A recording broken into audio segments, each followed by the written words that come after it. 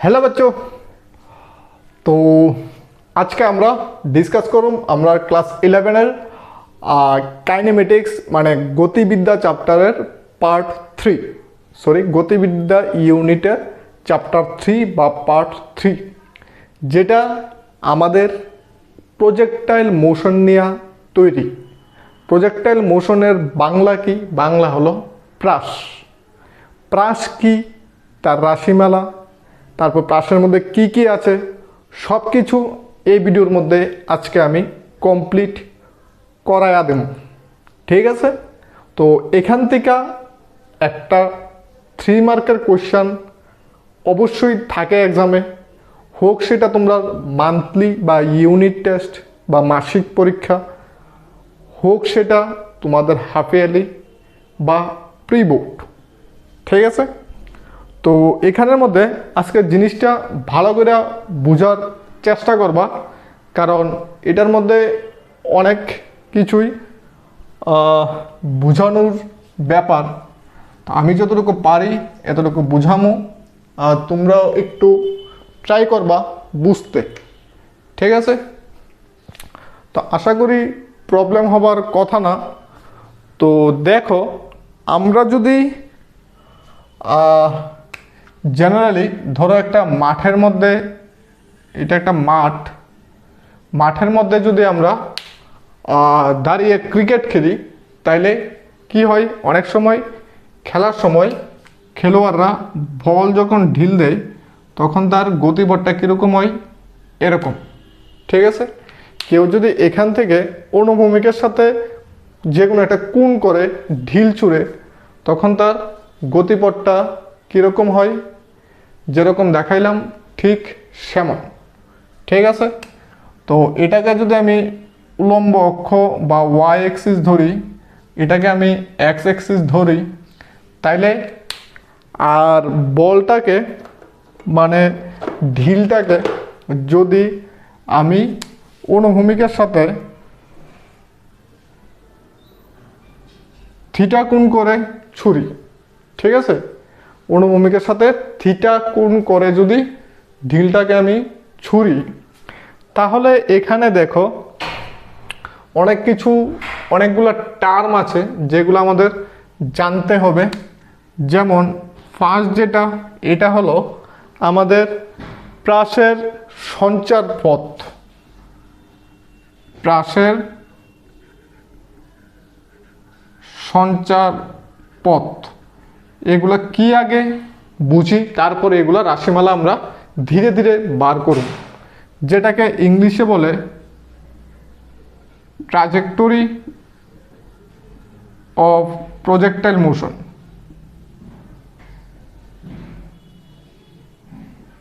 Trajectory of projectile motion, প্রাসের সঞ্চার পথ, মানে তার যে এই পথটা, এটাকে বলে প্রাসের সঞ্চার পথ।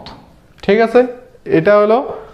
দেন সেকেন্ড আসো প্রক্ষেপ বিন্দু।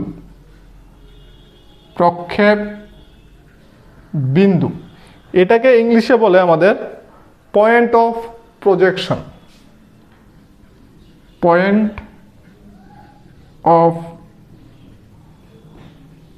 প্রজেকশন মানেটা কি? এখানে ও হলো আমাদের প্রক্ষেপ বিন্দু, যেখান থেকে আমি যে বিন্দু বা যে পয়েন্ট থেকে আমি ঢিলটাকে ছুড়লাম বা বলটাকে ঢিল দিলাম, ওইটা হলো আমাদের প্রক্ষেপ বিন্দু। ঠিক আছে? দেন আসে আমাদের প্রক্ষেপ কোণ। ঠিক আছে? দেন আসে আমাদের প্রক্ষেপ কোণ। প্রক্ষেপ কোণ বা ইংলিশে বলে প্রজেক্টাইল অ্যাঙ্গেল। প্রজেক্টাইল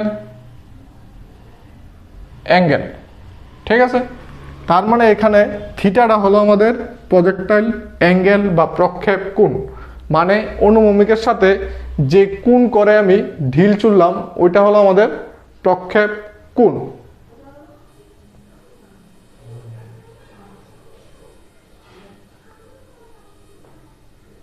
বোঝা গেল?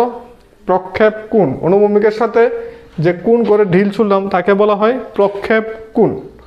দেন আসো প্রক্ষেপ সীমা। প্রক্ষেপ সীমা বা রেঞ্জ, রেঞ্জ অফ প্রজেক্টাইল।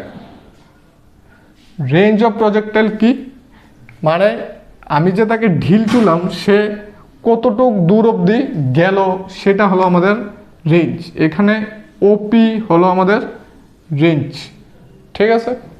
এখানে ওপি হলো আমাদের রেঞ্জ, মানে আমি যে ঢিল ছুড়লাম তারপর সে কতটুক দূর পর্যন্ত গেল সেটাকে বলে রেঞ্জ। তারপর দেখো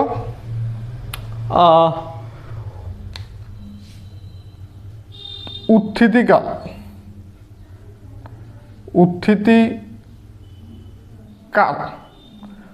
যেটাকে ইংলিশে বলে খুব সুন্দর টার্ম, টাইম অফ ফ্লাইট।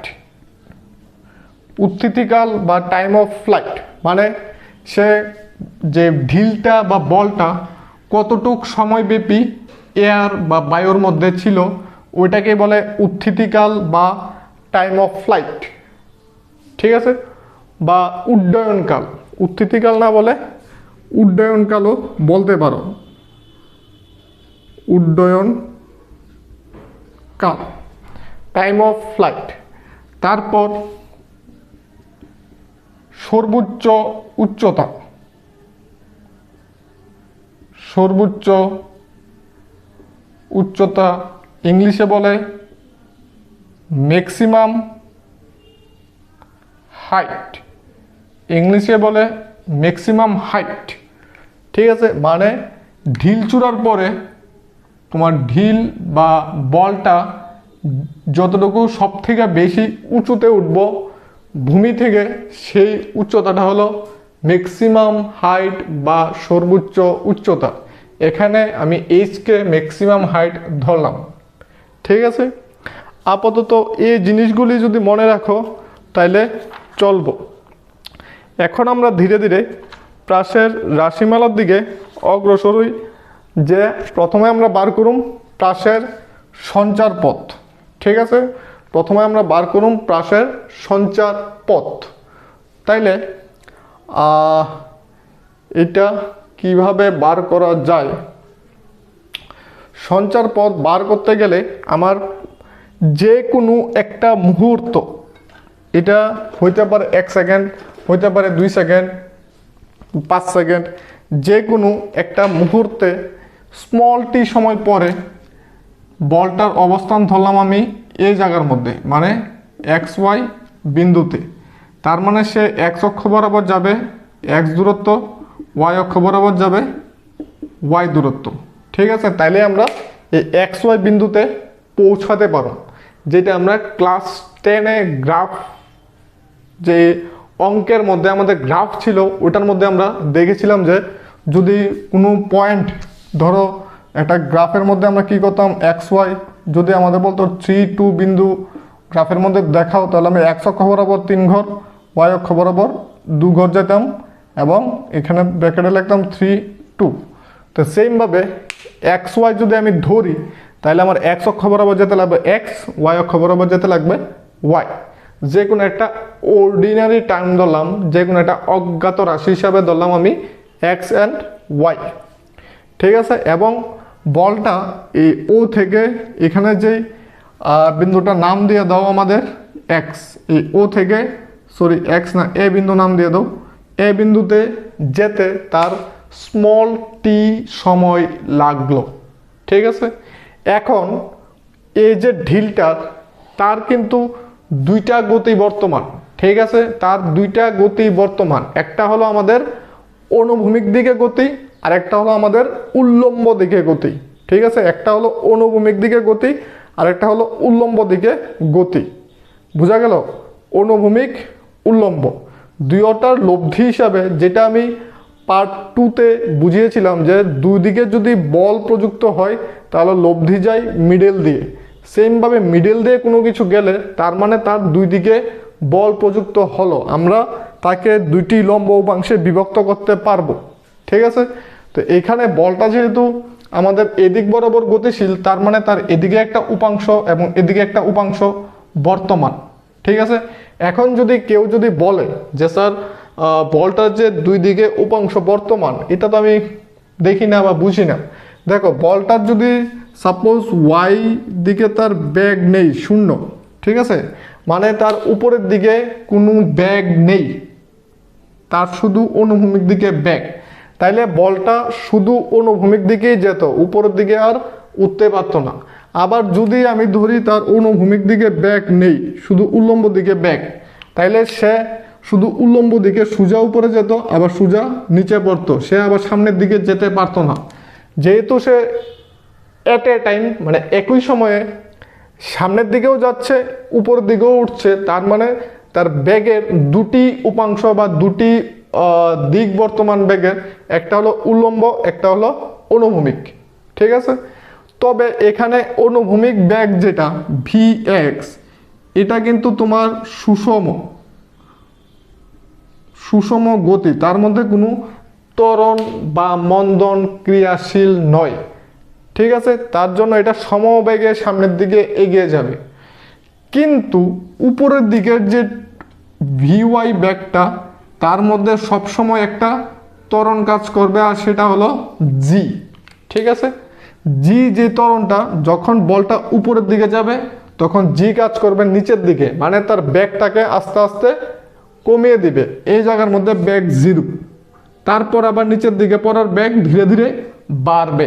ঠিক আছে, যেরকম আমরা বলকে যদি একটা উপরের দিকে ঢিল দিই, তো সে উপরের দিকে উঠতে উঠতে ব্যাগ কমবে, এখানে গিয়ে একটু সময়ের জন্য স্থির হবে, তারপর আবার নিচের দিকে পড়বে। সেম ভাবে এটা বোঝা গেল। তো উল্লম্ব গতির ক্ষেত্রে একটা ত্বরণ বা মন্দন কাজ করে সবসময়, যেটা হলো আমাদের অভিকর্ষজ ত্বরণ। আর অনুভূমিক গতির ক্ষেত্রে এটা থাকে সবসময় সর্বদা সুষম গতি। ঠিক আছে, তো প্রথমে যদি আমি অনুভূমিক গতির কথা ভাবি, অনুভূমিক গতির বেলায় অনুভূমিক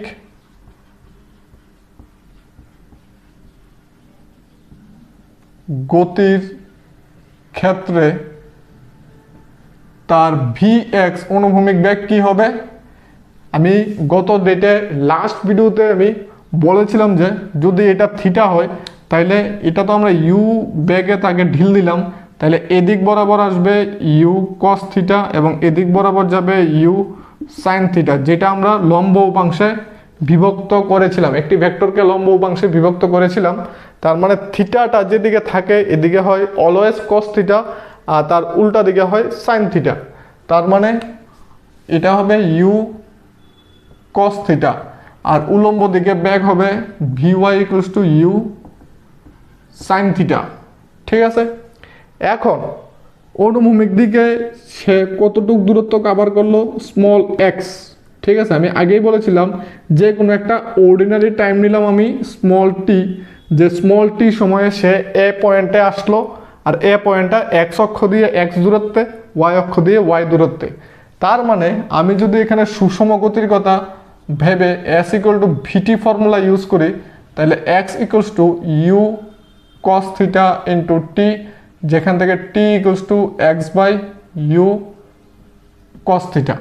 ঠিক আছে, T equals to X by U cos theta. এটা আমরা পরে কাজে লাগাবো, এটা যেরকম আছে এরকম থাক।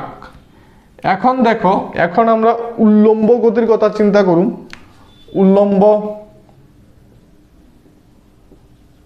উল্লম্ব গতির ক্ষেত্রে দেখো, উল্লম্ব গতির ক্ষেত্রে ব্যাগটা কি? ব্যাগটা হলো আমাদের ইউ সাইন থিটা। ঠিক আছে, উল্লম্ব গতির ক্ষেত্রে ব্যাগ হলো আমাদের ইউ সাইন থিটা, মানে V Y equals to U sine theta. ঠিক আছে, দেন আমরা কিন্তু এখানে S equal to VT formula ব্যবহার করতে পারবো না। এখানে আমাদের ব্যবহার করতে হবে S equals to UT plus half AT square. কারণ কি? উল্লম্ব গতির ক্ষেত্রে সর্বদা একটি ত্বরণ ক্রিয়াশীল, তার জন্য আমার ত্বরণযুক্ত ফর্মুলা ব্যবহার করতে লাগবো। এখানে আমি সুষম গতির ফর্মুলা ব্যবহার করলাম, দূরত্ব ইকুয়ালস টু ব্যাগ ইন্টু সময়, বাট এখানে আমার ত্বরণযুক্ত ফর্মুলা ব্যবহার করতে লাগবে, যেটা আমি ফার্স্ট ভিডিও ইউনিট 2 এর ফার্স্ট ভিডিও পার্ট 1 এ আমি দেখে দিয়েছিলাম 3টা ফর্মুলা। তার মধ্যে সেকেন্ড ফর্মুলা হলো এটা s = ut plus half AT square. এখানের মধ্যে তার উল্লম্ব দিকে তার সরণ কত বা অতিক্রান্ত দূরত্ব y, ঠিক আছে। তার মানে y = u, ইউর জায়গায় কি হবে উল্লম্ব দিকে ব্যাক কত u sin থিটা ইন্টু টি প্লাস, প্লাসের জায়গায় এখানে হবে মাইনাস, কারণ আমার অভিকর্ষজ ত্বরণ কি নেগেটিভ, অভিকর্ষজ ত্বরণ হলো নিচের দিকে, আমার ব্যাগ হলো উপরের দিকে, তার জন্য এখানে মন্দন ক্রিয়াশীল, তার জন্য আমি এখানে ফর্মুলাতে মাইনাসও ইউজ করতে পারি, কোনো অসুবিধা নেই। তার জন্য -12g t²। বোঝা গেল এখানে মাইনাস কেন হলো, কারণ ব্যাগ উপরের দিকে আর ত্বরণ নিচের দিকে, আমার ব্যাগকে ত্বরণ রিডিউস করছে মানে কমাচ্ছে, তার মানে এটা ত্বরণ নয়, এটা হলো মন্দন। মন্দনের বেলায় হয় মাইনাস। তো এখানে যদি আমি টির ভ্যালু বসাই ইউ সাইন থিটা, টির ভ্যালু কি x/u cos theta minus half G T square, মানে x/u cos theta whole square equals to U cancel, থাকবে গিয়ে x sine theta by cos theta মানে tan theta minus half G X square 1/u² cos square theta, half G X square into 1/u² cos square theta. এটা হলো আমাদের ultimate যেটা আমরা পাবো, ঠিক আছে। বোঝা গেল? দেন এটা দেখো কি, এটা হলো আমাদের y = ax প্লাস bx², এই ইকুয়েশনের সাথে অনেকটা সিমিলার, ঠিক আছে। y = ax প্লাস bx², যেখানে a কি, a হলো আমাদের tan থিটা আর b কি, b হলো আমাদের half g/u² cos square theta, ঠিক আছে। যদি আমরা -g, a = tan theta, b = this ধরি, তাহলে আমার ইকুয়েশনটা এরকম দাঁড়ায়, ঠিক আছে। আর এটা কি, এটা হলো একটা অধিবৃত্তের সমীকরণ, অধিবৃত্তের সমীকরণ। তার মানে প্রাসের সঞ্চার পথ হলো অধিবৃত্তাকার, ঠিক আছে। এখন তোমাদের মস্তিষ্কে সব থেকে বড় কোশ্চেন মার্ক জাগবে অধিবৃত্ত কি, ঠিক আছে। তো কোশ্চেন মার্ক জাগার কোনো কারণ নাই, অধিবৃত্ত পাইবা তোমরা ক্লাস 11-এ বা আই থিঙ্ক ক্লাস 12-এ। তোমাদের আমরা এখন অবধি কি পাইলাম, শুধু বৃত্ত, বৃত্তর পরে আরও আছে অধিবৃত্ত, পরাবৃত্ত, উপবৃত্ত, ঠিক আছে। এগুলো নিয়ে তোমাদের ম্যাথমেটিক্সে একটা একটা করে চ্যাপ্টারই বর্তমান, তো ওইখানে যখন পড়বা তখন বুঝতে পারবা যে অধিবৃত্ত জিনিসটা কি, ঠিক আছে। তো আমি সিম্পলি বুঝাই দিই, অধিবৃত্ত, বৃত্ত যেরকম এরকম হয় গোল, বৃত্ত হয় গোল, আর উপবৃত্ত হয় ডিম্বাকার, অধিবৃত্ত হয় এরকম, ঠিক আছে, পরাবৃত্ত হয় এরকম, ঠিক আছে। এগুলা জাস্ট চিত্রটা তোমরা মনে রাখো। তো আমরা এখন অবধি কি পাইলাম, এখন অবধি পাইলাম প্রাসের সঞ্চার পথ, ঠিক আছে। আরও অনেক কিছু বার করতে লাগবে, তো আপাতত দেখো প্রাসের সঞ্চার পথটা বুঝাইতে পারলাম কি না। তারপর আমরা দেখুন এখানের মধ্যে মনে রাখার বিষয়গুলো আমি আবার রিমাইন্ড করাইয়া দিই, যে প্রথমে আমাদের মনে রাখতে লাগবো তার প্রাসের যে ব্যাক ইউ এর দুইটা উপাংশ বর্তমান, একটা হলো ইউ সাইন থিটা যেটা উল্লম্ব দিকে ক্রিয়াশীল, আরেকটা হলো ইউ কস থিটা যেটা আমাদের অনুভূমিক দিকে ক্রিয়াশীল, ঠিক আছে। তারপর কি মনে রাখতে লাগবো, অনুভূমিক দিকে যেই ব্যাকটা এটা হবে সুষম, এটার মধ্যে কোনো ত্বরণ কাজ করবে না, ত্বরণ কাজ করবে শুধু উল্লম্ব দিকে গতির ক্ষেত্রে। তো অনুভূমিকের বেলায় আমরা সুষম গতির ফর্মুলা ব্যবহার করুম S=VT, আর উল্লম্ব গতির বেলায় আমরা ত্বরণযুক্ত ফর্মুলা ব্যবহার করুম S=UT + ½ AT²। ঠিক আছে, একদম ইজি। তারপর অটোমেটিক্যালি আইসা পড়ব।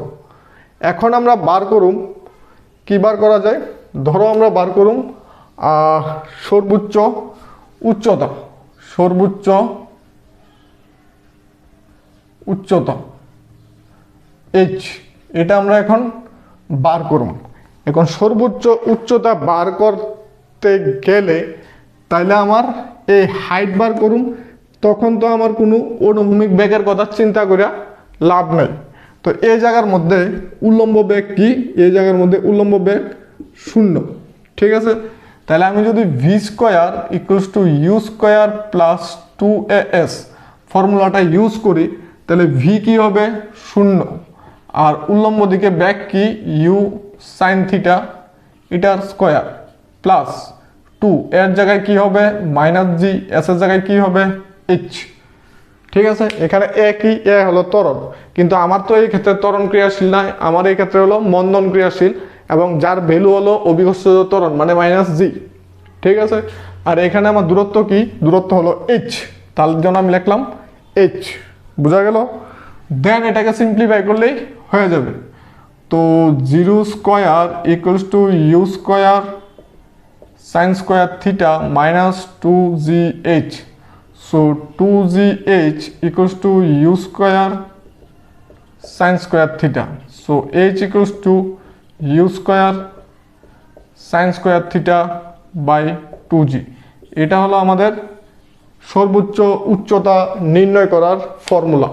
ঠিক আছে, যে কোনো নিউমেরিক্যালে বলতেই পারে, একটা প্রাসের বিভিন্ন ডাটা দেওয়া থাকবো, তোমাকে বলবে যে সর্বোচ্চ উচ্চতা নির্ণয় করো, তাইলে চট করে তোমার এই ফর্মুলাটা মাথায় থাকতে লাগবো, এবং এটা বসায়া তুমি সর্বোচ্চ উচ্চতা বার করতে পারবা।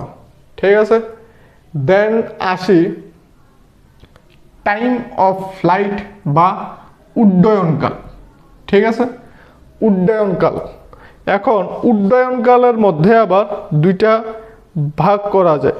ঠিক আছে, উড্ডয়নকালের মধ্যে দুইটা ভাগ করা যায়, একটা হলো সে উঠতে যে টাইমটা লাগবে ওইটা, আর একটা হলো সে নামতে যে টাইমটা লাগবে ওইটা। দুইটা যদি প্লাস করি তাহলে আমি টোটাল উড্ডয়নকাল পেয়ে যাব। ঠিক আছে, এখান থেকে এখানে যেতে যতটুকু টাইম লাগবো প্লাস এখান থেকে এখানে যেতে যতটুকু টাইম লাগবো, দুইটা যদি আমরা অ্যাড করি তাহলে আমরা মোট উড্ডয়নকাল পেয়ে যাব। ঠিক আছে, তো এখন আবার আমার উল্লম্ব গতির ফর্মুলা ব্যবহার করেই করতে লাগবো। তো এখানে যদি আমি আবার করি, ধরো উপরে উঠার সময়, এটাকে ধরলাম আমি t1, তাহলে v = U + AT, এই ফর্মুলাটা যদি ইউজ করি, এটা হলো আমাদের ফার্স্ট ফর্মুলা, যেটা v = U + AT। এখানে তো v আমার 0 = U sin θ - gT1, তাহলে gT1 = U sin θ, t1 = U sin θ/g। এখন দেখো তার উঠতে যতটুকু টাইম লাগবে নামতে ঠিক ততটুকুই সময় নেবে। কারণ কি, কারণ হলো এখানে উঠার সময় যেমন জি মন্দন কাজ করে, নামার সময় আবার জি ত্বরণ কাজ করে, মানে এই জির ভ্যালুটা উঠার সময় তার যে পরিমাণ বা যেই হারে ব্যাগকে কমিয়ে দেয়, তার নামার সময় সেই পরিমাণ সেই হারে ব্যাগকে বাড়িয়ে দেয়। তার জন্য উঠার আর নামার সময় সমান হবে, কারণ উচ্চতাটাও এই ক্ষেত্রে সমান। তো সুতরাং উড্ডয়নকাল t = 2t1 = 2u sin θ/g। এটা হলো আমার উত্থিতি বা উড্ডয়নকালের formula T equals to 2u sin theta by G. দেখো ক্লিয়ার নি, বুঝা গেছে নি? T equals to 2u sin theta by G. Then আমরা বার করুম রেঞ্জ, এই আর এর ভ্যালু, রেঞ্জ বা প্রক্ষেপ সীমা। তো এই ক্ষেত্রে আমি কি বার করুম? অনুভূমিক দূরত্ব।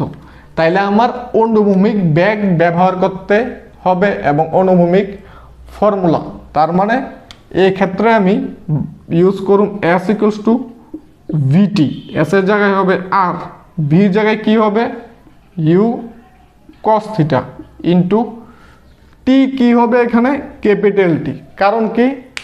এটা হলো টোটাল উড্ডয়নকাল, মানে সে এখান থেকে এখানে আসতে কতটুকু সময় লাগলো, সেই সময়ে সে এখান থেকে এখানে যাবে। ঠিক আছে, তার মানে এটা হলো আমাদের মোট সময়। তো এখানে টির ভ্যালু বসামো, তাইলে U cos theta into 2u sin theta by G equals to U square equals to u square 2 sin theta cos theta by g equals to লেখা যায় u square sin 2 theta by g। কারণ কি? কারণ হলো 2 sin theta cos theta equals to sin of 2 theta। তার মানে এই ক্ষেত্রে আমি প্রক্ষেপ সীমা আর কি পেলাম? u square sin 2 theta by G. এই হলো আমাদের প্রক্ষেপ সীমা, এই হলো আমাদের উড্ডয়নকাল, এই হলো আমাদের সর্বোচ্চ উচ্চতা। ঠিক আছে, এই তিনটা ফর্মুলা টোটালি মুখস্থ করে রাখবা, নিউমেরিক্যাল আসতেই পারে। ঠিক আছে, বোঝা গেল? এখন এখানের মধ্যে কিছু জিনিস দেখতে লাগবো, যে এখন এটা মুছা দিই, এটার দরকার নাই।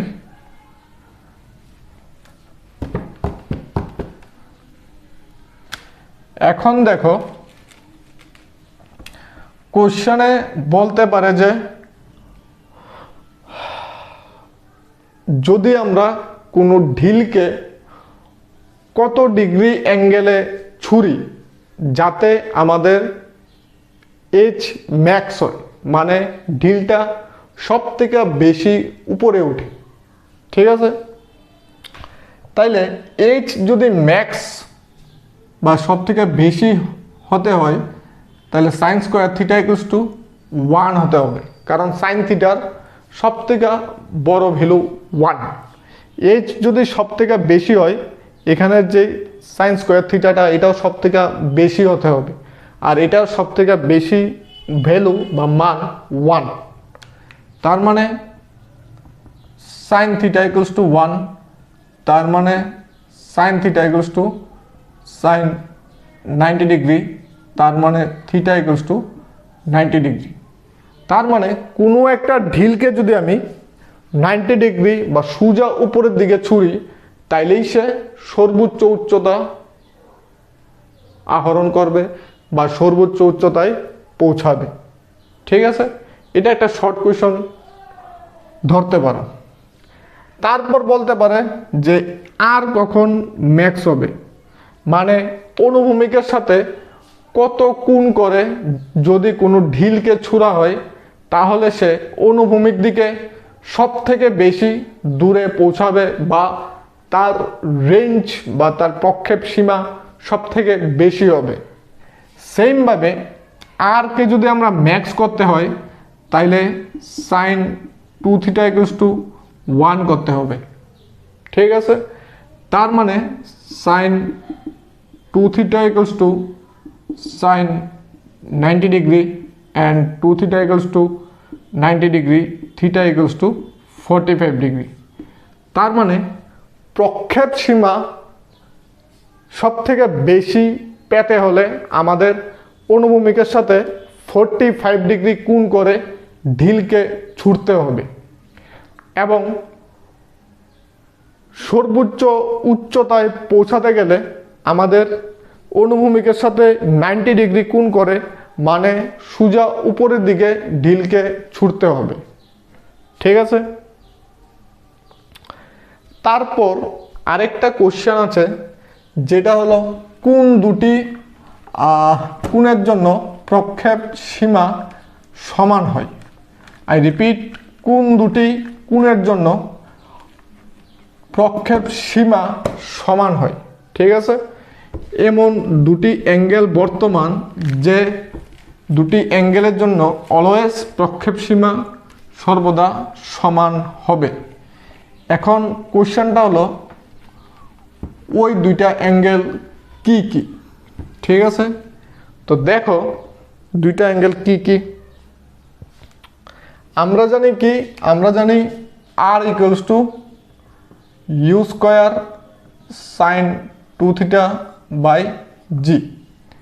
তাইলে আমি একটা অ্যাঙ্গেল ধরলাম θ1 equals to 45 degree plus theta এবং θ2 equals to 45 degree minus theta. ঠিক আছে, এই দুইটা কোণ আমি ধরলাম। এখন দেখুন এই দুইটা কোণের জন্য আমরা R1 এবং R2 কি পাই, দুইটা ইকুয়াল আসে কি না। তো এখানে R1 equals to U square sine θ1 by G equals to U square sine 2n2, এখানে কি লেখা 45, এখানে একটা 2 হবে, 45 plus theta, 45 plus theta by G equals to U square sine 2 দিয়ে 45কে মাল্টিপ্লাই করলে 90 plus 2 theta by G equals to U square sine 90 plus theta মানে cos theta, cos 2 theta by G. এটা হলো আমাদের R1। এখন আমরা যদি R2 বার করি, R2 equals to U square sine 2 theta 2 by G equals to U square sine 2 45 degree minus theta by G. ঠিক আছে, তো এই ক্ষেত্রে কি আসবো, equals to U square sine 90 degree minus 2 theta by G equals to U square sine 90 minus থিটাও cos theta মানে U square cos 2 theta by G. তার মানে R1 ইকুয়ালস টু R2। তাইলে কোন দুইটা অ্যাঙ্গেলের জন্য রেঞ্জ সর্বদা সমান হয়, 45 প্লাস থিটা এবং 45 মাইনাস থিটা।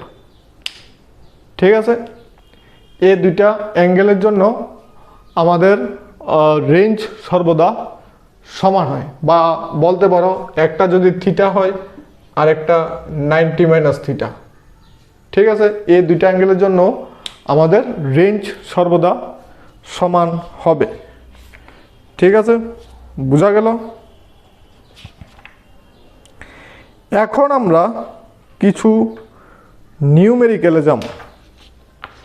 ঠিক আছে, এখন আমরা কিছু নিউমেরিক্যালে যাবো, কারণ প্রাস চ্যাপ্টারের মানে প্রাসের যে চ্যাপ্টারটা এটা আমাদের টোটালি নিউমেরিক্যালের উপর বেস করে গঠিত। আমি আগেই বলেছিলাম যে আমাদের ইউনিট 2 বেশিরভাগই নিউমেরিক্যাল, থিওরি খুব কম।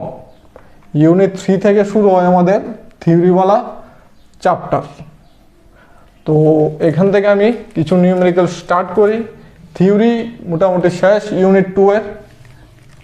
এখন থেকে যত ভিডিও বা লেকচার হবে ইউনিট 2 এর উপর সবগুলা নিউমেরিক্যালের উপরেই হবে। তো দেখো আজকের ফার্স্ট নিউমেরিক্যাল কোয়েশ্চেন 1, অনুভূমিকের সঙ্গে 60 ডিগ্রি কোণে কে গতিশক্তি সম্পন্ন একটি কণা প্রক্ষিপ্ত হল। অনুভূমিকের সঙ্গে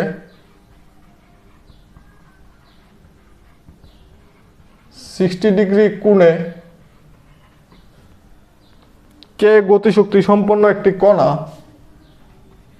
কে গতিশক্তি সম্পন্ন একটি কণা প্রক্ষিপ্ত হলো। ঠিক আছে, দেখো কোশ্চেনটা লেখো, প্রক্ষিপ্ত হলো, দেন কি হবে, সর্বোচ্চ বিন্দুতে সেটির গতিশক্তি কত? সর্বোচ্চ বিন্দুতে সেটির গতিশক্তি কত? এটা সিবিএসসি 2007-এ এসেছিল। সিবিএসসি 2007। তো দেখো কিভাবে করা যায়। অনুভূমিকের সাথে 60 ডিগ্রি কোণে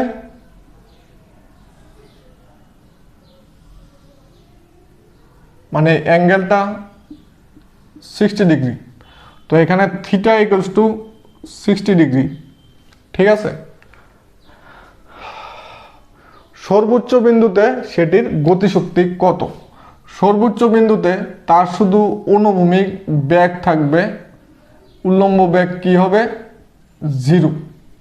উল্লম্ব বেগ যদি থাকতো সে তো আরো উপরে উঠলো না, এখানে তো সর্বোচ্চ বিন্দু আর উপরে উঠবে না সে, তার মানে ওই জায়গাতে উল্লম্ব বেগ 0।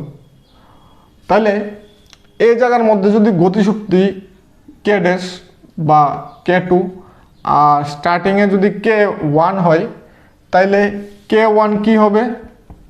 Half M U square. U বেগে যদি তাকে ঢিল দেওয়া হয়, এই ক্ষেত্রে তার গতিশক্তি হাফ এম ইউ স্কোয়ার। এটা আমরা গতিশক্তির ফর্মুলা। আর K2 কি হবে? K2 হবে half M U cos theta whole square. Half M U cos 60 degree whole square. Half M U cos 60 মানে হাফ স্কোয়ার, তার মানে 1/4 হাফ এম ইউ স্কোয়ার, তার মানে 1/4 কে। তার মানে সর্বোচ্চ বিন্দুতে তার গতিশক্তি কত? K/4। ঠিক আছে, বোঝা গেল? সর্বোচ্চ বিন্দুতে ওর গতিশক্তি কত? K/4। দেন আরেকটা কোশ্চেনে যাওয়া যায়।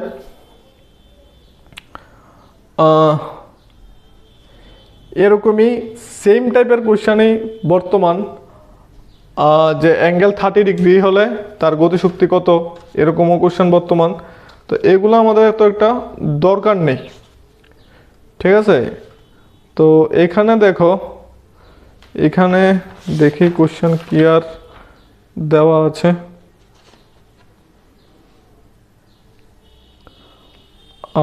এখানে দেওয়া আছে, এটা আবার আমাদের ওয়েস্ট বেঙ্গল JEE 2012-এও এসেছিল। এটা আবার ওয়েস্ট বেঙ্গল JEE 2012-এও সেম নিউমেরিক্যাল এসেছিল। তারপর নেক্সট কোশ্চেনে যাই।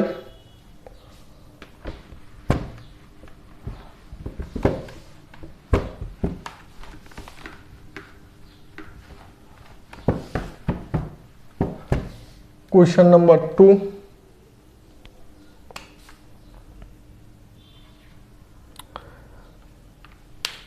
একটি বলকে 19.6 উচ্চতা বিশিষ্ট কোনো বাড়ির উপর থেকে একটি বলকে 19.6 মিটার উচ্চতা বিশিষ্ট কোনো বাড়ির উপর থেকে বা ছাদ থেকে কোনো বাড়ির ছাদ থেকে অনুভূমিকের সঙ্গে উপর থেকে অনুভূমিক দিকে 5 মিটার পার সেকেন্ড গতিবেগে ছুড়া হলো। অনুভূমিক দিকে 5 মিটার পার সেকেন্ড বেগে ছুড়া হলো।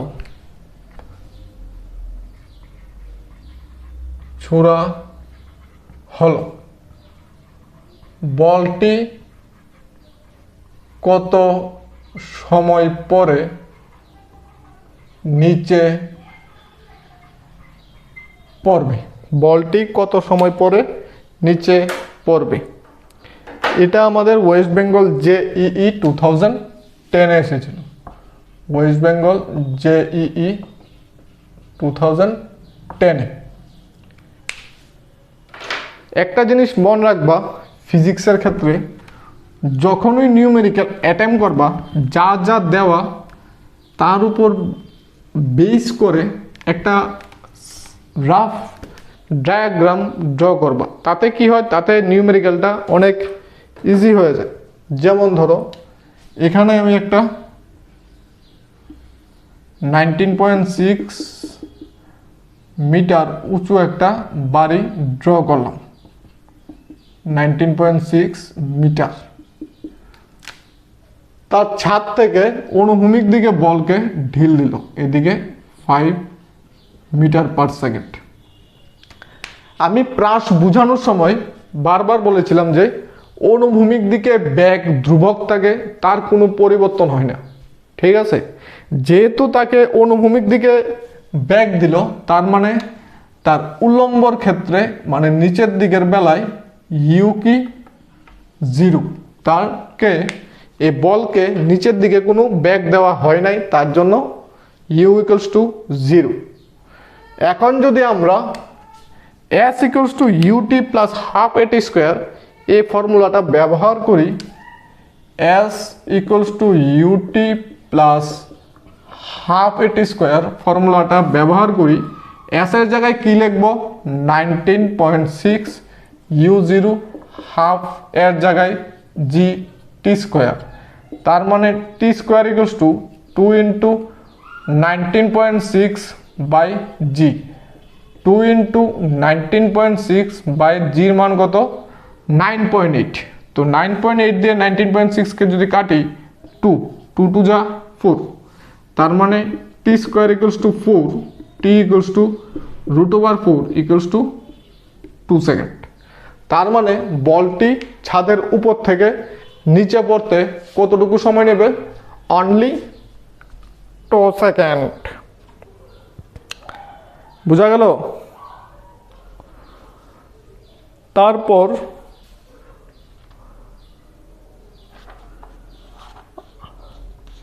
আরো দেখানো যায় সিম্পল কোশ্চেন। এটা উঠে আনো।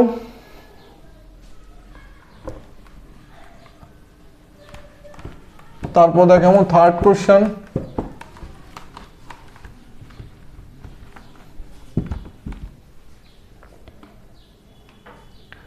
Question number 3, short answer type question.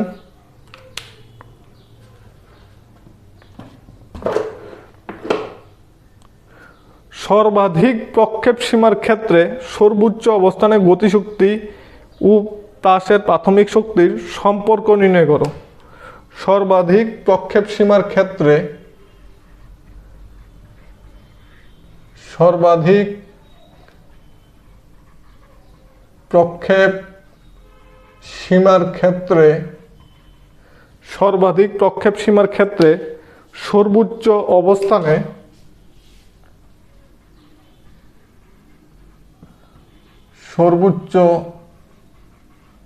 অবস্থানে গতিশক্তি ও প্রাসের প্রাথমিক গতিশক্তির সর্বোচ্চ অবস্থানে গতিশক্তি এবং প্রাসের প্রাথমিক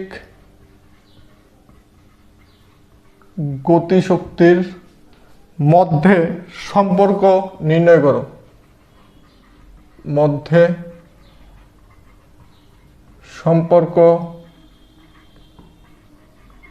নির্ণয় করো। ঠিক আছে, সিম্পল কোশ্চেন।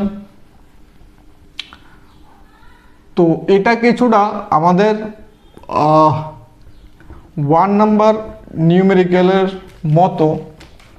তো এখানে কি বললো, সর্বাধিক প্রক্ষেপ সীমা। তো সর্বাধিক প্রক্ষেপ সীমা কখন হয় এটা আমি দেখিয়ে দিয়েছিলাম। সর্বাধিক প্রক্ষেপ সীমা কখন হয়, যখন থিটা ইকুয়ালস টু 45 ডিগ্রি হয়। ঠিক আছে, যখন থিটা ইকুয়ালস টু 45 ডিগ্রি হয় তখনই প্রক্ষেপ সীমা সর্বাধিক হয়।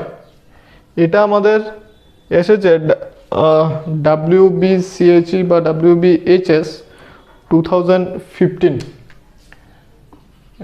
WBHS 2015, West Bengal HS 2015।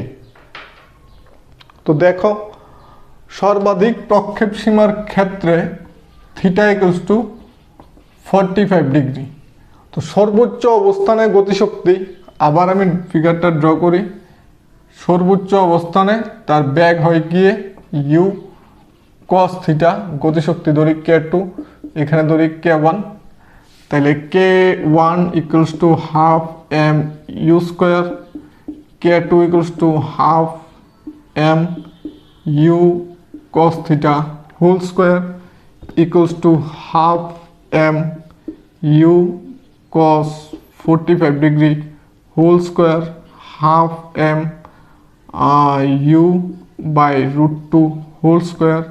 তো half into half M U square. আর এটা কি, এটা হলো K1।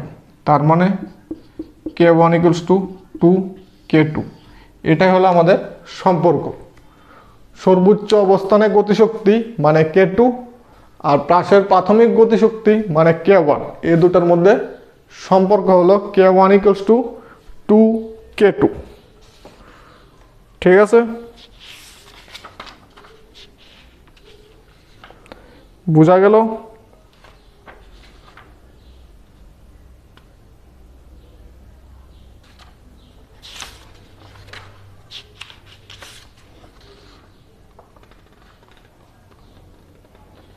দেন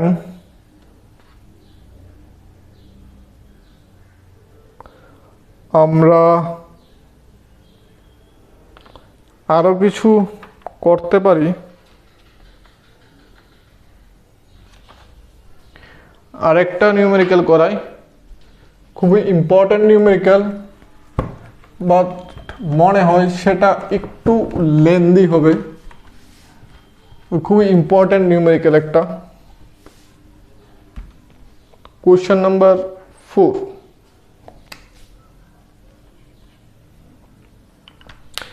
দুটি ভিন্ন প্রক্ষেপ কোণের জন্য একটি প্রাসের পাল্লার মান অভিন্ন।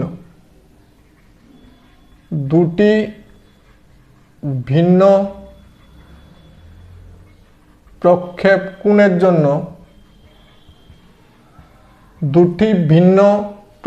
কোণের জন্য একটি প্রাসের অনুভূমিক পাল্লার মান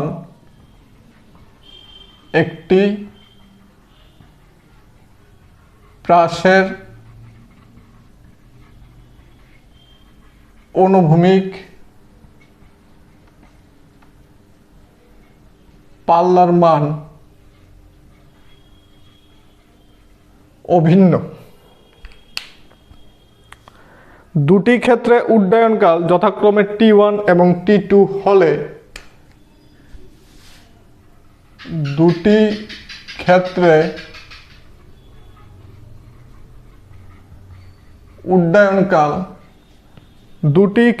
উড্ডয়নকাল T1 T1 ও T2 হলে T1 T2 সমানুপাতিক হবে, সমানুপাতিক হবে। এখানে অপশন দেওয়া আছে, তো অপশনগুলো আমি লিখি না। এটা আমাদের এসেছিল IIT 2005, যেটা এখন JEE অ্যাডভান্স। তো কোশ্চেনটা দেখো, দুটি ভিন্ন প্রক্ষেপণের জন্য, ঠিক আছে। তো দুইটা ভিন্ন প্রক্ষেপণ কি কি হয় আমি এটা আগেও বলেছিলাম। দুইটা ভিন্ন প্রক্ষেপণ বলতে একটা থিটা হলে একটা 90 মাইনাস থিটা, ঠিক আছে, বা একটা 45 প্লাস থিটা আর একটা 45 মাইনাস থিটা। এই দুইটা কোণের জন্য প্রক্ষেপ সীমা অভিন্ন বা সমান হয়, ঠিক আছে। তাইলে আমরা যদি ধরি, দেখো এখানে কি করা যায়, এখানে টি আমরা কি পেয়েছিলাম, আমরা 2u sin theta by g। Similarly T1 equals to 2u sin theta by g, R T2 হবে 2u sin আরেকটা থিটা কি 90 মাইনাস থিটা বাই g। তার মানে এটা কি হবে 2u cos theta by g, ঠিক আছে। এখন যদি দুটা মাল্টিপ্লাই করি, T1 T2 equals to 2u sin theta by g, multiply কেন করব, এখানে মাল্টিপ্লাইয়ের সম্পর্ক দেওয়া। 2u sin theta by g into 2u cos theta by g equals to u square, 2u square একসাথে রাখি, 2u স্কোয়ার একসাথে রেখে এখানে লাগে 2 sin theta cos theta by g এবং নিচে একটা g। তাইলে কি লেখা যায়, 2 by g u square sin 2 theta by g, ঠিক আছে, u square sin 2 theta by g। আর u square sin 2 theta by g এটা কি, এটা হলো আমাদের r T1 T2। তার মানে T1 T2 proportional to r, ঠিক আছে। তার জন্য বলেছিলাম এটা খুব ইম্পর্ট্যান্ট একটা নিউমেরিক্যাল। দেখো বুঝছো নি, কিন্তু এটা খুবই সোজা।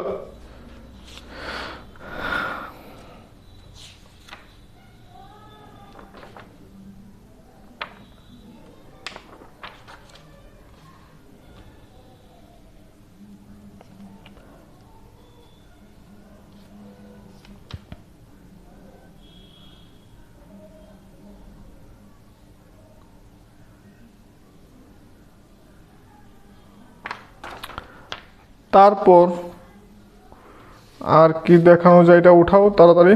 হ্যাঁ, তারপর আরেকটা নিউমেরিক্যাল পেলাম, এটাও খুবই ইম্পর্টেন্ট। এটাই আজকে লাস্ট নিউমেরিক্যাল হবে। তো কোয়েশ্চেন নাম্বার 5,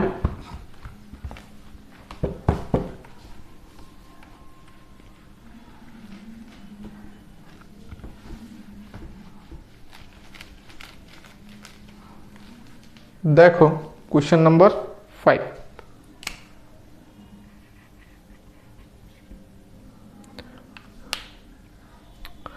একটি এরোপ্লেন 196 মিটার উঁচু দিয়ে একটি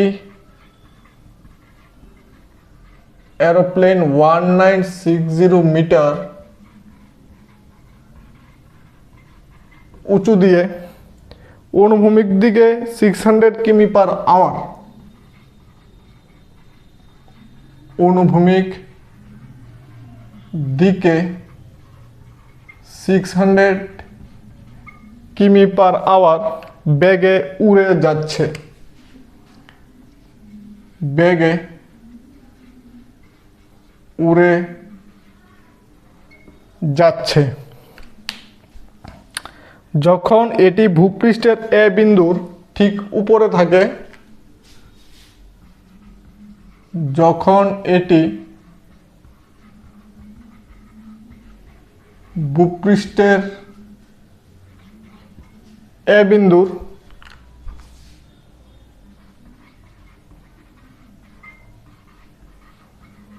ঠিক উপরে থাকে, ভূপৃষ্ঠের এ বিন্দুর ঠিক উপরে থাকে, তখন একটি বস্তুকে ফেলে দেওয়া হয়। তখন একটি বস্তুকে ফেলে দেওয়া হয়। বস্তুটি ভূপৃষ্ঠে বি বিন্দুতে পড়ল। বস্তুটি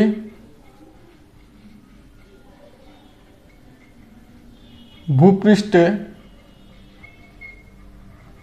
বি বিন্দুতে পড়ল। A B, capital A capital B দূরত্ব নির্ণয় করো। ক্যাপিটাল এ বি দূরত্ব নির্ণয় করো। ঠিক আছে, একদম ইজি এবং সিম্পল কোশ্চেন। দেখো, এটা আইআইটি 1973।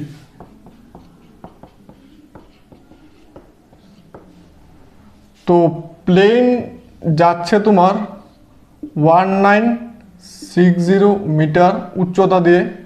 এখানে যদি একটা সে বলকে ছাড়ে বা একটা বস্তুকে ছাড়ে, বস্তু পথ এরকম হবে। ঠিক আছে, এটা বস্তুকে ছাড়লে বস্তুর পথ এরকম হবে, বস্তুটা এরকমভাবে পড়বে। প্লেনের বেগ হলো 600 কিমি পার আওয়ার, কিন্তু তা অনুভূমিক দিকে। তো উল্লম্ব দিকে বেগ কি? উল্লম্ব দিকে বেগ হলো আমাদের প্রাথমিক বেগ 0, দূরত্ব কি 1960 মিটার। সময়টা আমি বার করব, তাইলে U equals to UT plus half AT square ব্যবহার করলে 1960 equals to 0 plus half G মানে কি 9.8 টি স্কোয়ার। এখানে এ হবে অভিকর্ষজ ত্বরণ 9.8 মিটার পার সেকেন্ড স্কোয়ার। ঠিক আছে, উল্লম্ব দিকে বলের বা বস্তুটার প্রাথমিক বেগ 0 এবং সে 1960 পথ অতিক্রম করবে, আর তার মধ্যে জি ত্বরণ কাজ করবে। এখান থেকে যদি আমি টি স্কোয়ার বার করি, 1960 ইন্টু 2 বাই 9.8, এটাতে এটা ক্যান্সেল করলে 200 মানে 400 T square. T equals to 20 second. ঠিক আছে, এখন সে অনুভূমিক দিকে কতটুকু দূরত্ব যাবে 20 সেকেন্ডে, ওইটা যদি বার করতে পারি তাইলে আমরা এ বি পেয়ে যাব। তার মানে এখানে ভি কি 600 কিমি পার আওয়ার, এটা হলো অনুভূমিকের বেলায়। এটাকে মিটার পার সেকেন্ডে নিলে 1000/3600 মিটার পার সেকেন্ড, 0000 6 যে 106, তার মানে 1000/6 মিটার পার সেকেন্ড। এখন যদি আমরা এ বি বার করি, equals to S equals to VT. V কি 100,000/6, টি কি 20, তার মানে এটা হবে 10,000/3, দ্যাট ইজ 3.33 কিলোমিটার। মানে এ বি যে ডিস্টেন্সটা সেটা হবে 3.33 কিলোমিটার।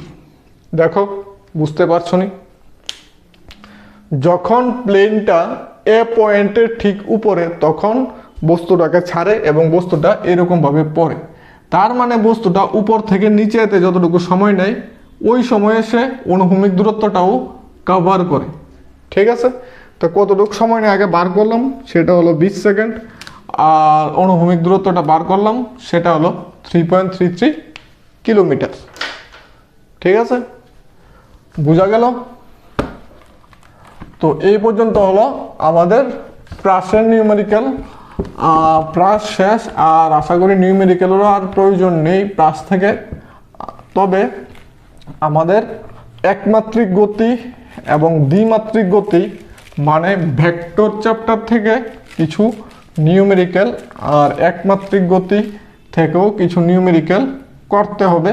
এবং একমাত্রিক গতির মধ্যে কিছু গ্রাফও বর্তমান বা লেখচিত্র বর্তমান, যেগুলো আমাকে একটু দেখাতে হবে তোমাদের, কারণ ওইগুলা অনেক কম্পিটিটিভ এক্সামে আসে। তাছাড়া বোর্ডে বা স্কুলের এক্সামেও টিচার তারা দিতে পারে। ঠিক আছে, তাছাড়া তোমাদের নলেজের জন্য এটা খুবই দরকার। তো এটা আমি নিউমেরিক্যালের সাথে বুঝিয়ে দেবো। তো আজকে থাক, আবার দেখা হবে নেক্সট ভিডিওতে। ততক্ষণের জন্য বাই।